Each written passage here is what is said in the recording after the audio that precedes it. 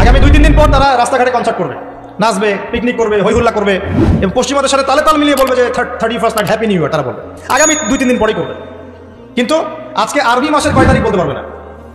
আরবি বর্ষপুঞ্জি আছে না, ক্যালেন্ডার, আরবি নববর্ষ কবে, প্রথম মাসটার নাম কি সেটা বলতে পারবে না। রমজান মাস, তার আগে কোন মাস, পরে কোন মাস বলতে পারবে না। কিন্তু 31st নাইট তারা চিনে। তারা লাইলাতুল কদর চিনে না, তারা লাইলাতুল কদর চিনে না, 31st নাইট চিনে। আপনি কোন প্রজন্ম তৈরি করছেন দেখেন।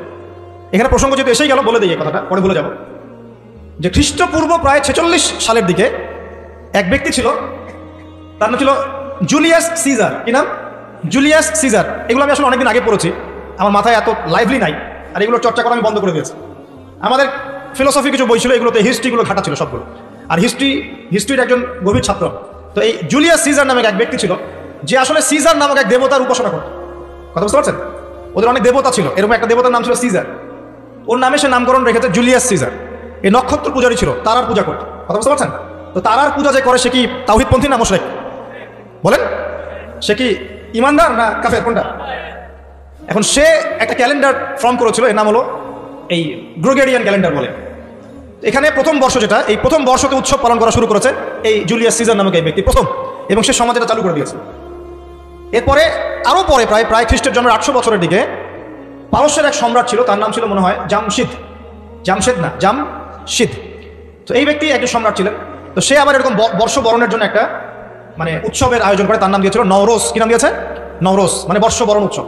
এভাবে এই পারস্য উপমহাদেশে পুরো জায়গাটায় এই নববর্ষ পালনের সংস্কৃতি চলে আসে।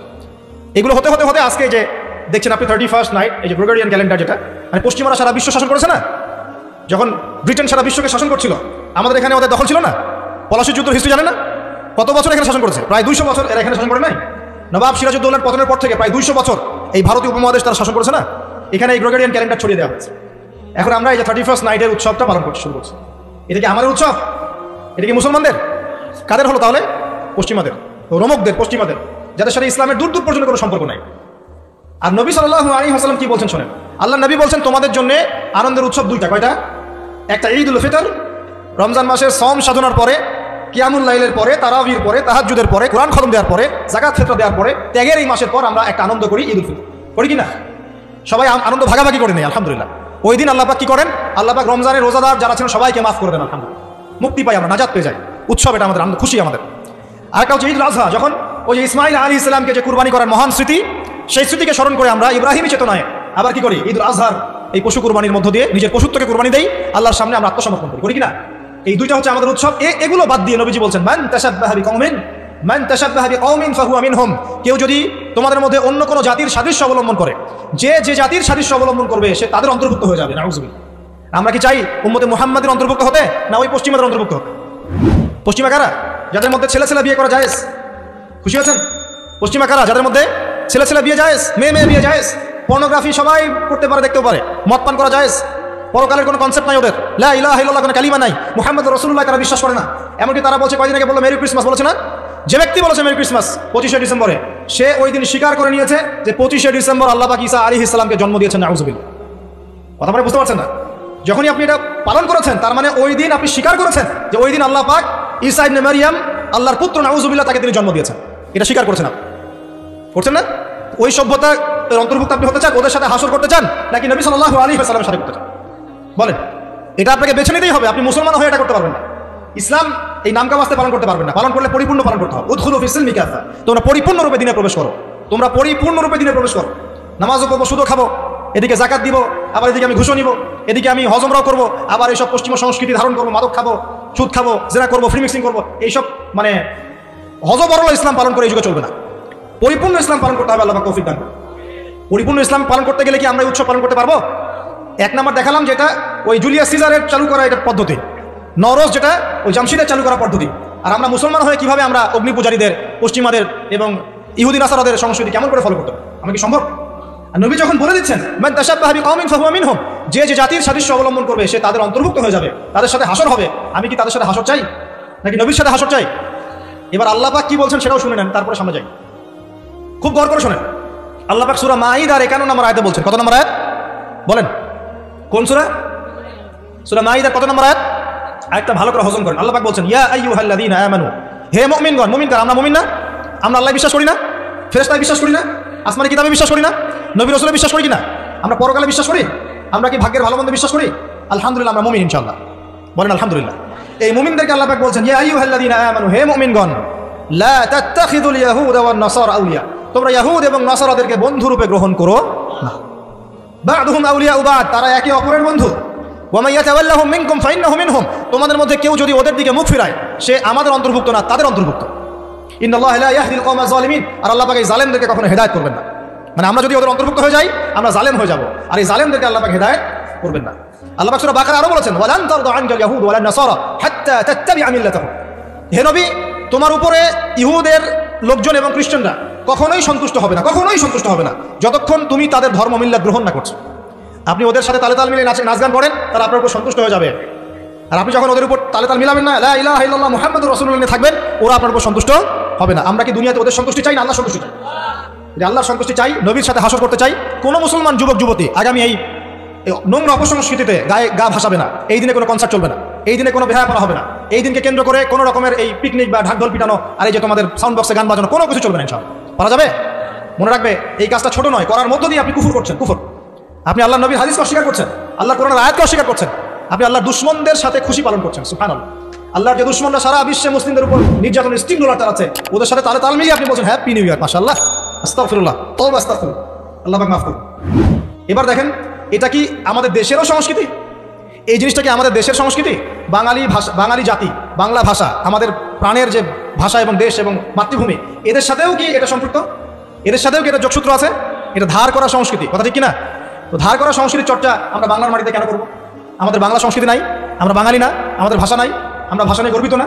কেন আমরা আমাদের ভাষায়, আমাদের দেশে, আমাদের জমিতে অন্যের সংস্কৃতি এনে ওইসব ভাষার গান আমরা কেন চালু করবো?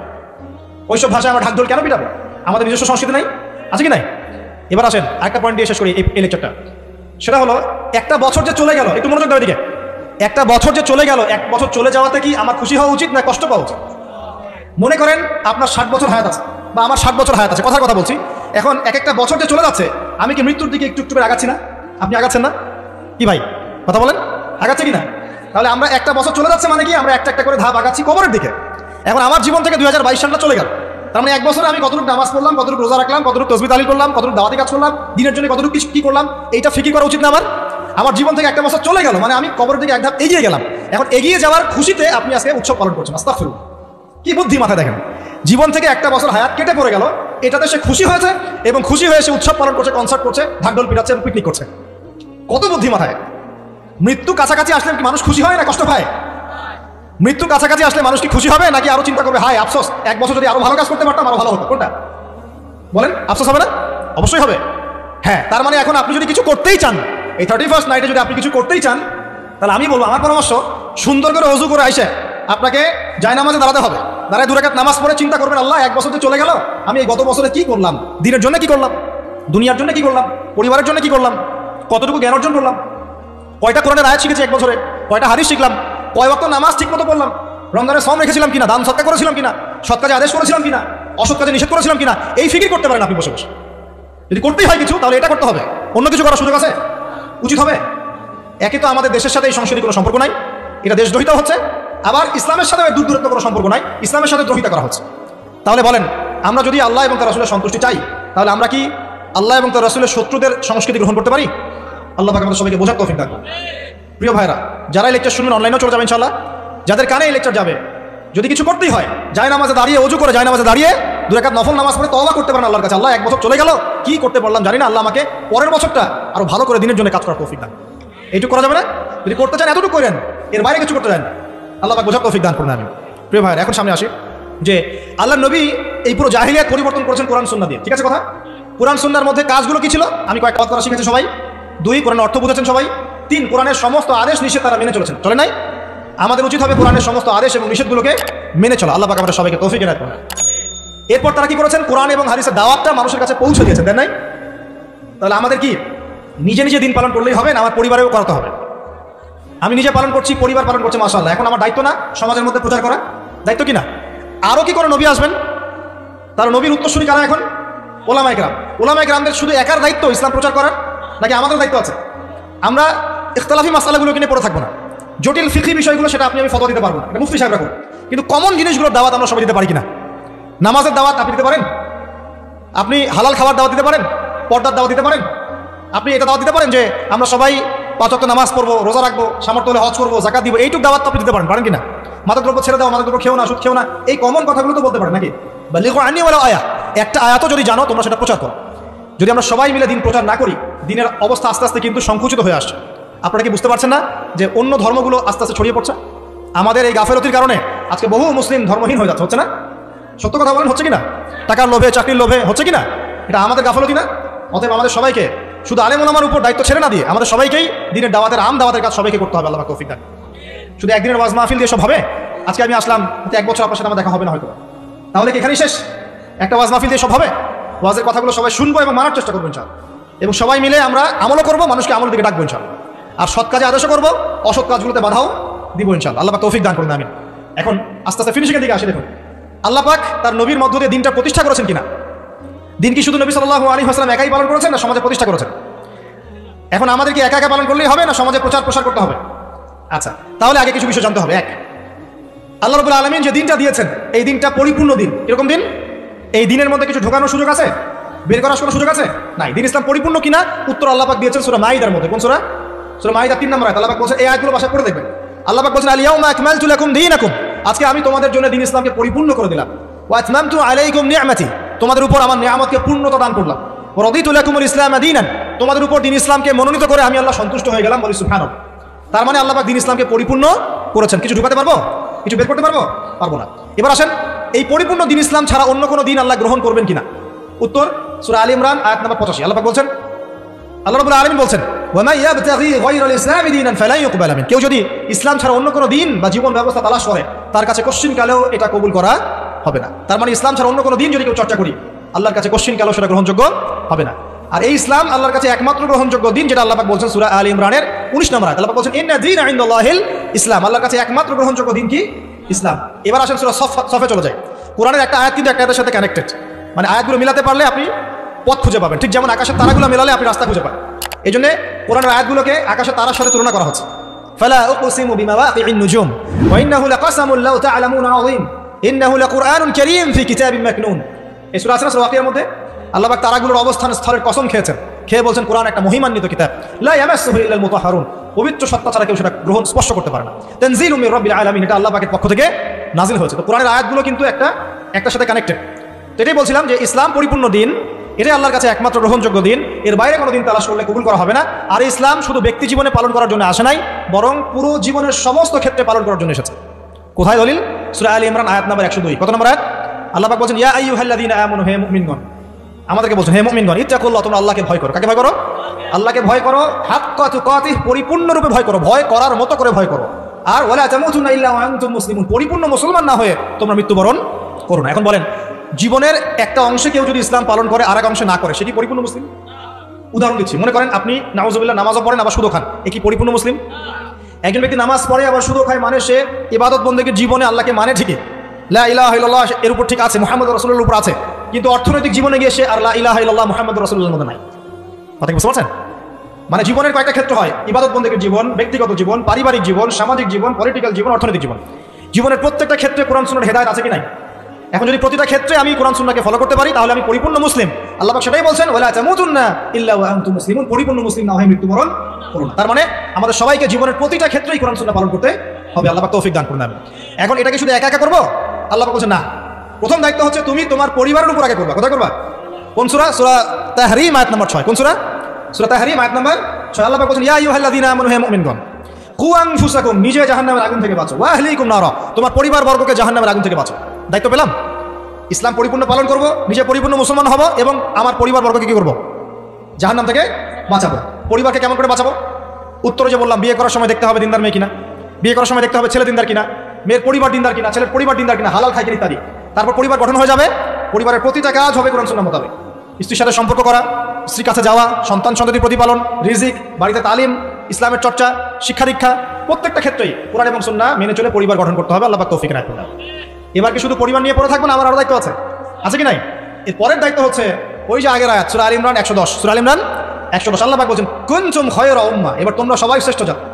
ব্যক্তিগত জীবন ইসলাম পালন করছেন, পরিপূর্ণ মুসলমান হয়েছে আলহামদুলিল্লাহ, জ্ঞান অর্জন করছি, আমল করছি, হালাল রিজিক খাচ্ছি, পরিবার গঠন করছি। এবার আমার দায়িত্ব আরো বেশি। এবার আমার দায়িত্ব কি? আমার দায়িত্ব হচ্ছে কুনতুম খায়রা উম্মাহ, তোমরা হচ্ছে শ্রেষ্ঠ জাতি, উখরিজাত লিন-নাস, তোমাদেরকে বের করা হয়েছে মানব জাতির কল্যাণের জন্য। তোমাদের কাজ তা'মুরুনা বিল মা'রুফ, সবাই এখন দাওয়াতি কাজ করবা, সৎ কাজে আদেশ করবা। ওয়া তানহাউনা আনিল মুনকার, সবাই মিলে অসৎ কাজে নিষেধ করবে। ওয়া তু'মিনুনা বিল্লাহ, আল্লাহর প্রতি ঈমান রাখবে। ওয়াল তাকুম মিনকুম উম্মাহ ইয়াদউনা ইলাল খায়র, ওয়াল তাকুম মিনকুম উম্মাহ ইয়াদউনা ইলাল খায়র ওয়া ইয়া'মুরুনা বিল মা'রুফ ওয়া ইয়ানহাউনা আনিল মুনকার। তোমাদের মধ্যে একটা দল থাকা চাই, একদল মানুষ থাকা চাই, যারা কি করবে?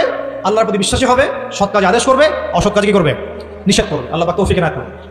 এইভাবে করলে কি হবে? সূরা সফের একটা আয়াতের উপর আমল হয়ে যাবে। আর সূরা সফের আয়াতটাই হচ্ছে বড় পরিসরে ইসলামের বিজয়। এটা বলে শেষ করছি, শুনেন। সূরা সফের আয়াতটা হচ্ছে আল্লাহ পাক বলছেন, ভালো করে শুনেন। আল্লাহ পাক বলছেন হুয়াল্লাযী আরসালা রাসূলাহু বিল হুদা ওয়া দীনিল হক লিইয়ুযহিরাহু আলা দ্বীনি কুল্লি। আল্লাহ পাক বলছেন তিনি সেই আল্লাহ যিনি তার পক্ষ থেকে হেদায়েত পাঠিয়েছেন, মানে কোরআন হাদিস পাঠিয়েছেন এবং রাসূল পাঠিয়েছেন। হুয়াল্লাযী আরসালা রাসূলা, তিনি সেই আল্লাহ যিনি রাসূল পাঠিয়েছেন বিল হুদা ওয়া দীনিল হক, হেদায়েত সহকারে এবং সত্য দিন সহকারে। ইসলাম সত্য দিন না? ইসলামে হেদায়েত আছে না? হেদায়েত আছে, সত্য দিন আছে।